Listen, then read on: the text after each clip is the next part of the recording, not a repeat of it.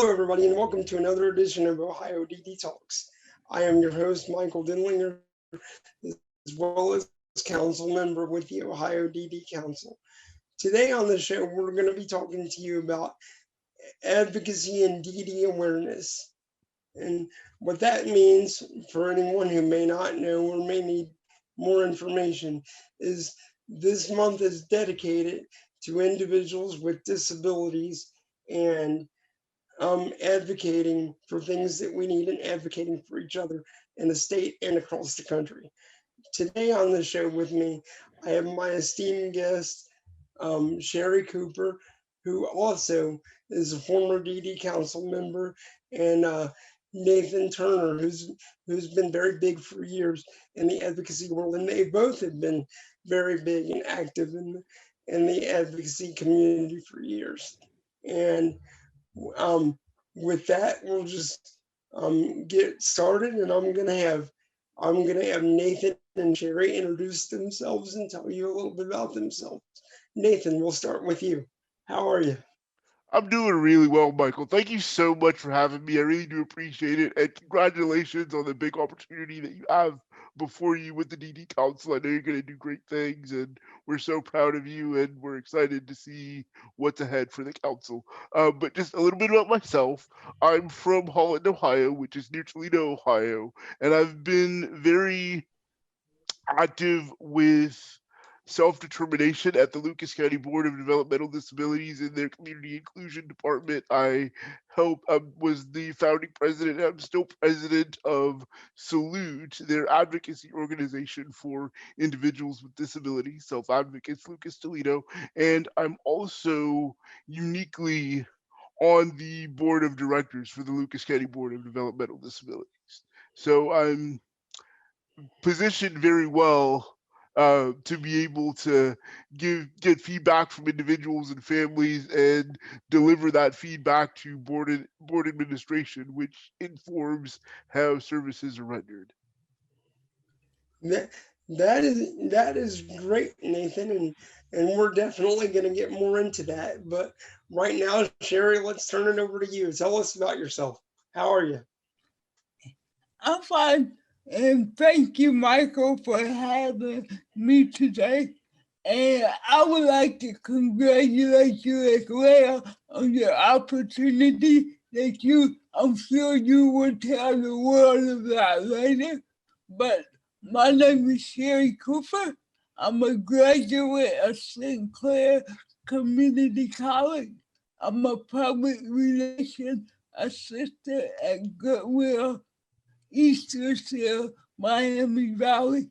I'm a former council member and I'm also a former National DD Council member where I held vice chair of the committee.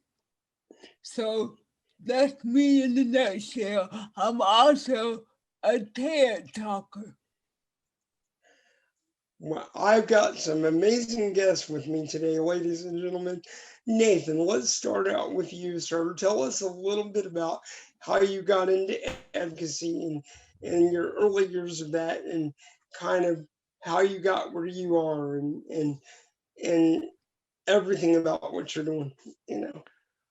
So really, I think my journey with advocacy had it began when I was really young. I got services from the Ability Center of Greater Toledo, which is my local center for independent living, and I actually really recommend individuals with disabilities who want to learn more about advocacy to reach out to their local center for independent living because they have training on advocacy and peer supports and provide information on consumer control and information on public issues that are of interest to people with disabilities. So they're a great resource. So that's where I got my start. I was fortunate enough to have a training that was really designed for parents to advocate for children with disabilities. It was called Partners in Policy Making. And then from there, I got the opportunity to serve on a local commission for people with disabilities, and I attended university at Wright State University and increased my advocacy by serving on the Ohio Statewide Independent Living Council and also with the National Youth Leadership Network and the National Council on Disability Youth Advisory Committee. So I was really fortunate very early on to have broad experiences with respect to leadership and self-determination, and I was really fortunate to work with great role models who taught me that people with disabilities can do whatever they desire with the appropriate supports. That is great, Nathan. That is great. And I want you to touch on a little bit more, if you would, when you talked about local advocacy efforts and when you talked about parents and policymakers. And I want to touch on that a little bit because um, as many of us know, all three of us have been advocates for some time now, and we've all been around the block, as they say a few times. But we also know that it can that advocacy can also be done on small levels as well. And like, if you just want to advocate to make sure that your school is servicing people with DD and making sure that they have what they need, or if you want to make sure that your local library is accessible for people with disabilities, or sidewalks in your neighborhood and things like that. Um, so tell Yes, us a there's little bit definitely more. more than. I'm So sorry. talk a little bit more about those. No, you're fine. Talk a little bit more about those local advocacy efforts, because we want to make sure that people know that it's not just about the big stuff and it's about what you can do locally as well. Yeah, there's an expression in politics and policy that all politics is really local. So it is important for individuals with disabilities to develop relationships with their local community and their local lawmakers and policymakers, because those are the people who you're going to, in most cases, be able to interact with most easily. And in many cases, they have a lot of control or influence over some of these services and supports that we need on a daily basis to access to really I'm sorry, to really live our fullest lives. So as I said, local policy making and advocacy is really important because it's essential to build relationships. But when I talk about local advocacy, that's anything from writing a letter to the editor of the newspaper to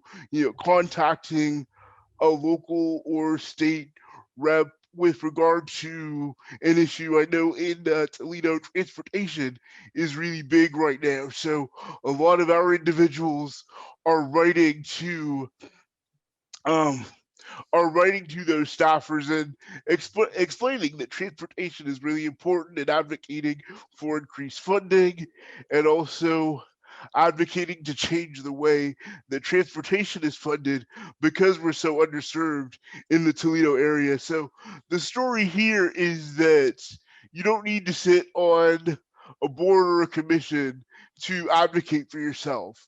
It can happen in many ways. And for a lot of individuals with developmental disabilities, some of their first experiences might be speaking up with respect to how their services are rendered with their service and support administrator. Thank you, Nathan. Sherry, I want to turn it over to you for a minute. Is there anything that you want to touch on or mention with regard to local advocacy work, or anything that you did in that regard? Michael, I actually think advocacy starts when you're young. I'm the youngest of 6 children, and when you're the youngest, as they call me the baby, you have to learn how to advocate for yourself. Especially when you got four older brothers and a sister, you gotta learn how to talk up for yourself. And advocacy can start with anything from ordering a pizza over the phone or getting the mail after the mailbox. Advocacy coming all different types of levels. And I think the younger you start, the better. And I would like to see a program for younger people become more advocates. Because once we are gone, they gonna be the future of the world with advocacy. Sherry, I Yeah, couldn't. I think I wholeheartedly agree with Sherry in that regard, that the younger one can start learning about the core components to advocacy, the earlier they know themselves, the earlier they learn about assertive communication, the earlier they develop problem solving skills. Those three things are going to build a foundation for them to fully learn and understand about their rights and responsibilities, and then also help other people with disabilities exercise their rights as well. So just remember, ladies and gentlemen, like whatever advocacy you do, it doesn't just have to be on a big board or commission. It could be it could be advocating to get your local library fixed through your sidewalks, or talking to your neighbor if they park in an accessible parking spot and you have to say, hey, you know, my neighbor parks there, and that's how they best get onto the sidewalk, or calling your doctor's office and advocating for yourself, or calling a friend's doctor's office and advocating for them, because everything you do is so important, and anything you do is important, and you can and you do make a difference. Um and as we all know, this is Legislative Advocacy and DD Awareness Month. And going with that, the history of advocacy, years ago in the 30s and 40s, it was our doctors and medical professionals who made decisions with regard to people with disabilities. And in most cases, we would usually wind up put away in institutions, tucked away to be forgotten about forever. And in the 70s, parents groups got together and started to take over and change that paradigm, and created a shift. And parents and guardians took over and really revolutionized the lives of people with disabilities. And now, today, in 2021, we are on the cusp of a new age. And all three of us that sit before you today are part of a new great advocacy task force to help people with disabilities become more empowered and take control of our own lives. And we've been in existence since 2018. And now with that, I'm going to kick it off to the wonderful Sherry Cooper, who's going to talk a little bit more about that. Go ahead, Sherry.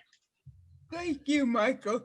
As Michael said, there is a great advocacy task force in Ohio now.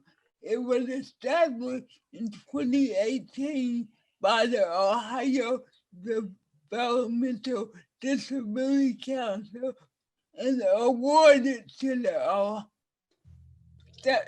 Ohio Statewide Independent Living Council. It consists of 14 members around the region. And what it does, it brings people with DD to the independent living system. So we want people to understand there's more to life than just doing what you do. You got a right, you got all kinds of rights within the independent living system, and we brought the two together. Today, we have worked on so many projects, but the one I'm most excited about is the survey. We conducted a survey of DD boards to see how many members with DD were on their board. And you would be surprised, there's not many members with DD on county boards, which make me say, nothing should be done for us without us. So we should always have a voice on the board. So hopefully it'll get better. The survey was very interesting. We got interesting comments, but at least we got the word out that we want more people with DD on county board. We also just helped DD Council with their 5-year plan by giving our suggestions about what should be in the 5-year plan. So the Ohio Task Force on Advocacy is a great group to be in. And if you want more information or want to come present at one of your conference or group, check out the Ohio Statewide Independent Living Council website for more information. I am so proud to be on the council with strong advocates, and hopefully, I won't say hopefully, we will make a difference for people with disabilities in Ohio. So I'll throw it back to you, Michael. Sherry, that was very well said, and thank you so much for that. And we also want to make it clear also that we're not saying that we want to kick everybody out who's been so dedicated to helping us and assisting us over all these years. We're grateful to everything, and we know that there are still some things where we'll need assistance, but we believe strongly that it's time for people with disabilities to be able to take more of an active role in our lives and in our services and the things that affect us, and be more involved at the table in the decision making process of it all.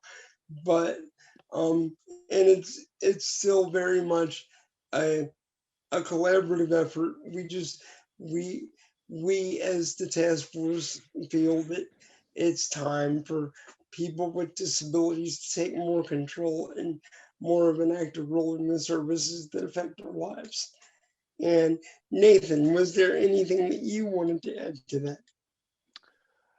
I think I would just underscore with respect to what you're saying, allies are going to be critical as the next sort of the post ADA generation of people with disabilities grows up and has professional careers. Allies are going to be critical, but we want to give the next generation the tools that they need to live as independently as possible. That was very well said. And I want to thank you, Nathan, and you, Sherry, for being my guest on the show today. You've both been terrific. I cannot thank you enough for your invaluable input and your insight that you've shed on everything with me today. Ladies and gentlemen, I want to thank you for joining us today. And I want to let everyone know that this will be my last episode as host of DD Talks. It has been wonderful to be with you all.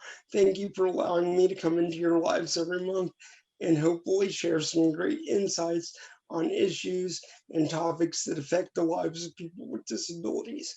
It has been my honor to be here, and it has been my honor to serve you, and I will still be serving the advocacy community and the DD world here in Ohio, just in a different role. I am moving into the role as the chair of DD Council, and I will still be here, and I will be doing my work from that position. And you may even see me on the show again as a guest in future broadcasts. And coming soon, you will have a great, exciting new host to take the place.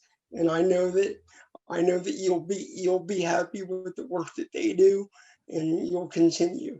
But again, I want to thank Devika Rao and Brian Allen, our producers of the show and our grantees. that make this great show happen. Thank you everyone for the opportunity.